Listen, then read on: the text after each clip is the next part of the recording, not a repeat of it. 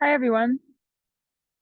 Welcome to this Q&A session. We're going to give folks a couple more minutes to join and then get started. Right.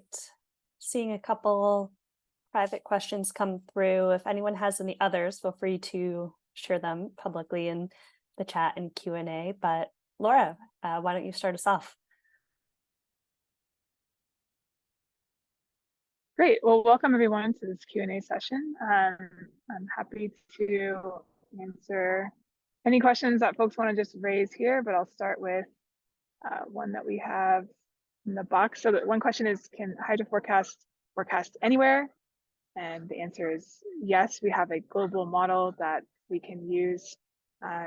If you remember from one of our virtual series, episode 2, we talked about how we make a base model and then we train that base model across sites using local observations. So we can do that anywhere in the world because we use global inputs.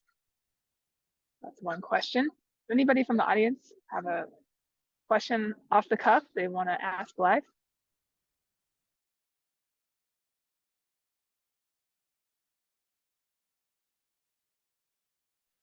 Okay, I'll go back to the Q&A box. So what types of challenges or improvements to hydro forecast are you most excited to work on next? What a great question. I can start and then I'll pass it over. Eliza from our team is also here and she could give her perspective as well. So one of the things we have, hydro forecast has multiple horizons. So we have a short-term forecast, we have a seasonal forecast, and we go out to a year. And one of the big things that we've been working on with our short-term model is the ability to have a model that can handle when an input is missing. So if we don't have a source, if NOAA goes out for a day, or let's say we have an intermittent source where we have data from, let's say it's snow water equivalent, and we have it from point estimates or grid estimates, but we don't have that continuous data source, we would be able to use inputs like that and build that into our model. And we're really excited about that. We're wrapping that work up by the end of the year. And that basically will allow us to pull in precipitation sources that don't go out 10 days. So for example, the HER model, it will allow us to operate really resiliently if an input goes out. And so that's something that will just make our system, even more resilient. And then on our seasonal model, we're really excited to work on basically using a distributed version of that model. So right now, we have a lumped version of that model, which is kind of how we used to have our short-term model. And now we've broken that up into little subbasins, and that gives us more flexibility in gauges and observations we can pull in. We're going to do the same thing on the seasonal side, give us more flexibility in big basins. So those are some of the ongoing R&D that we're excited to roll out next year. Anything from your end, Eliza, that you'd add? The things that I'm most excited about are the same things that you mentioned. And I'll just add, as we're building the capability to be able to use data sources that have different horizons or that might go out for a couple of days without taking our system down, building a model that can work whether or not certain inputs are there or not there. I think some of the other things that I'm really excited about with that capability are that we could make forecasts with one single model anywhere in the world, because there are certain data sources that are available in the US or are available in Europe, but aren't available in other countries and other continents. And so it would open up a lot of flexibility in our modeling approach. And the other thing I'm excited about is our scale. We've continued to have more and more customers over the past few years. And with that, we need more compute power to process all the data and train the models and run the models on a daily basis. And we have a really strong infrastructure sort of development engineering team right now who are working on building our scaling capabilities so that, as Laura mentioned, we can start to, our model right now is a distributed model, which takes many different small subbasins and combines them into a larger basin. And as we increase our scale, we can start forecasting on larger and larger basins, which is really exciting.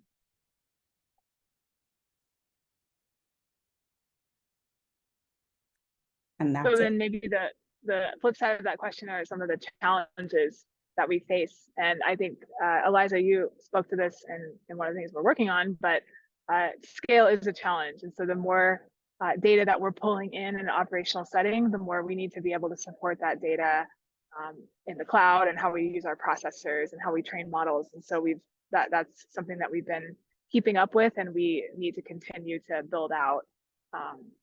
And then maybe on the modeling side, I think, folks really want to have better seasonal forecasts of what's coming. Is it going to be a big year? Is it going to be a drought year? I mean, that's such a critical problem for water supply. And so we're working on those models, but seasonal forecasting is really difficult, especially getting good precipitation forecasts out that far ahead, 90 days, 60 days ahead. So that's something that we're going to be looking into, but it's a big challenge, I think, across anybody who's doing that scale of hydrologic modeling. But thanks for the question. Okay, next question.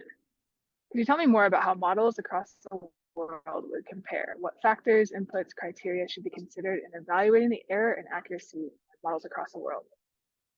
Great question. Eliza, do you want to start? Well, the first thing that comes to my mind is the challenge of data availability.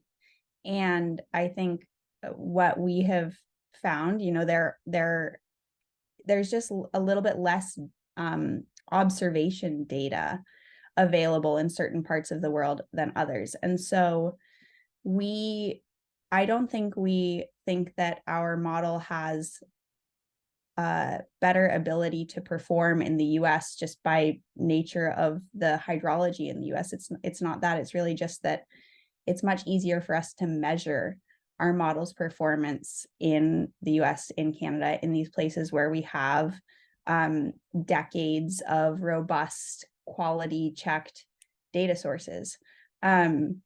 So I think that's like the main challenge that I see. I do know, and Laura, maybe you know a little bit more about this than I do, but the CAMELS data set, which is a large data set that has observation data from a bunch of basins over a bunch of periods, is growing. And I know that there are sort of like satellite addendum data sources from other countries being added to that. And I think that is going to be probably one of the very useful tools in our tool belt in order to understand how we do in other places.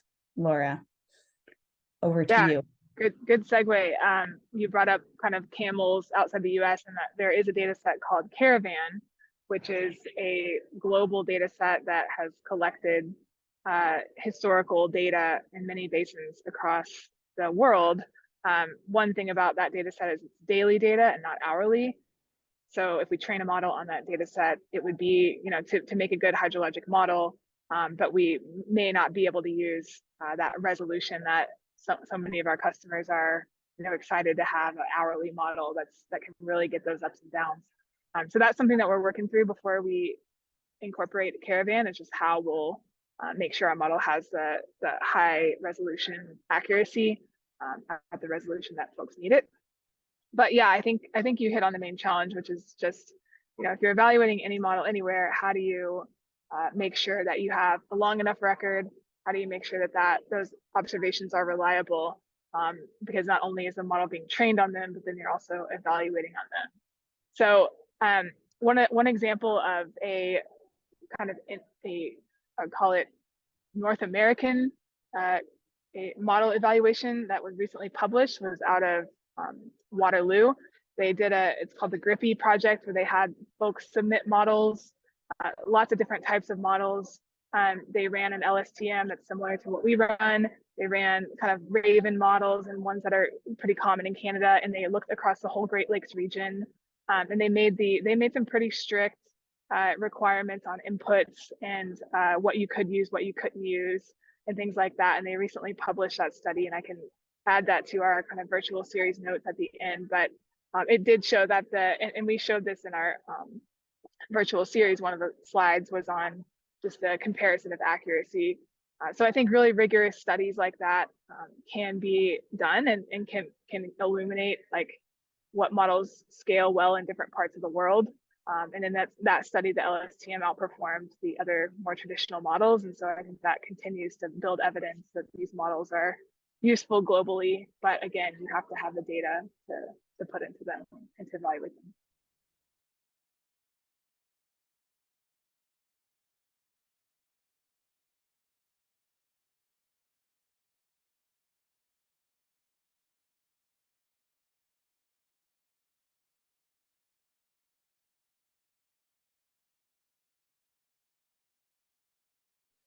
We had another question come through the private chat.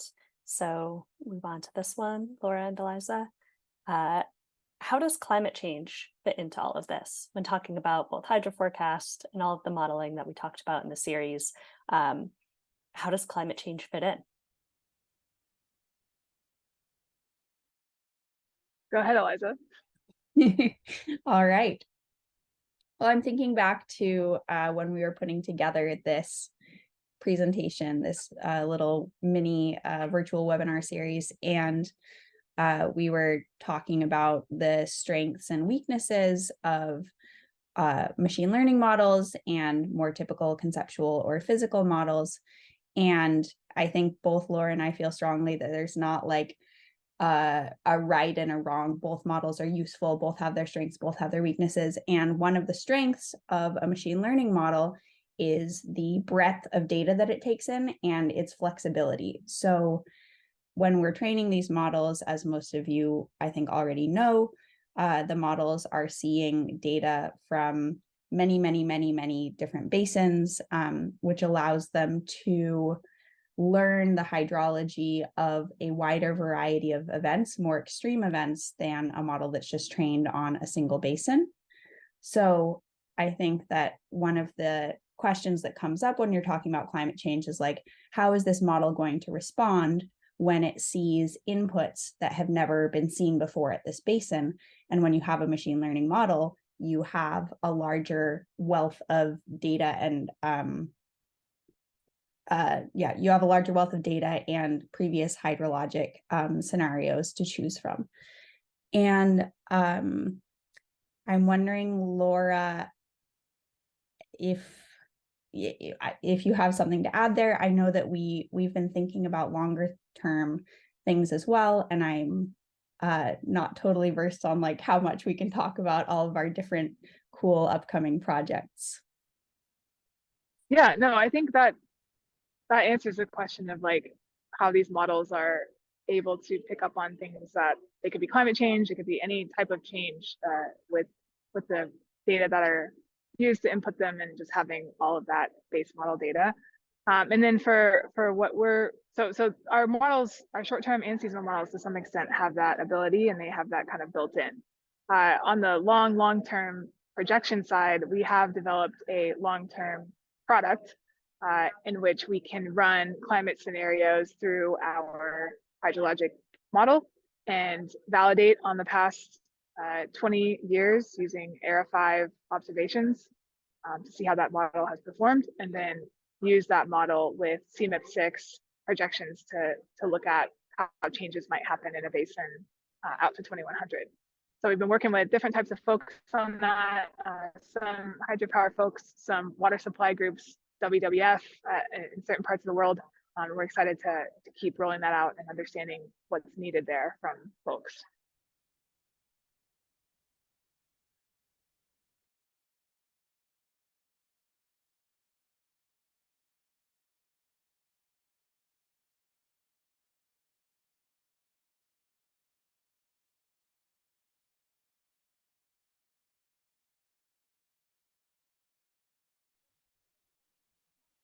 All right, one more, and this is specifically pertaining to hydro forecast. So how is hydro forecast able to predict flows out to 90 days? Can we get into that a little bit more?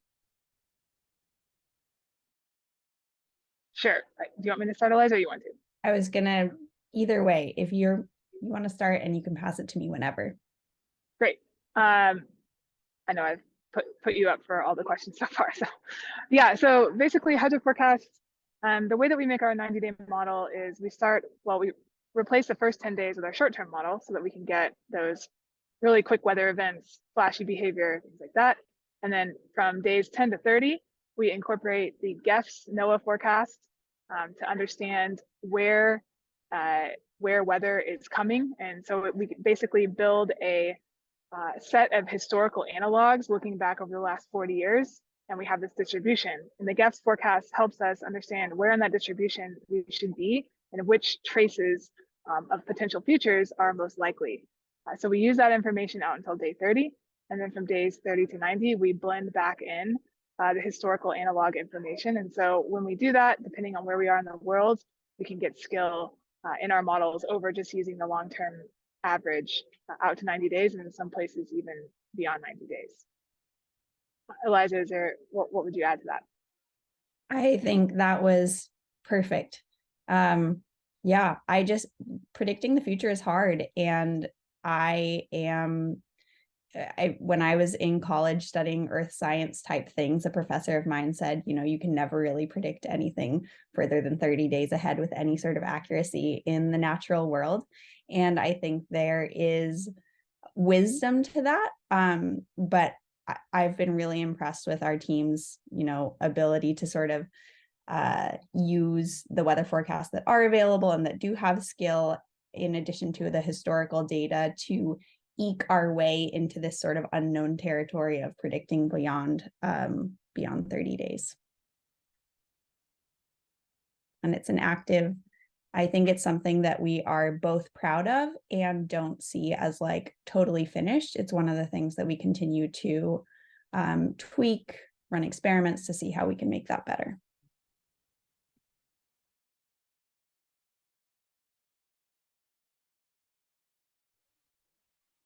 All right, and we've hit the end of our question list now.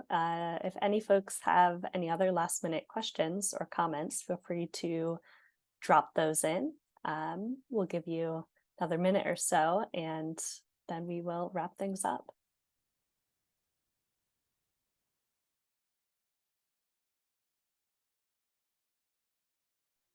And thanks for the questions, Michaela and Bruno. It's always really helpful for us to know what's on y'all's minds. Awesome. Well, thanks everyone for joining us today. And thanks Laura and Eliza for answering those questions for us. Please reach out with any further questions if you think of anything later. If you refer back to the video series and you have other questions, please reach out to Laura. Her email is on the screen, or you can reach out to us at our general email as well. So thank you all, and we hope you enjoy the rest of your day. Thank you. Thanks, everyone.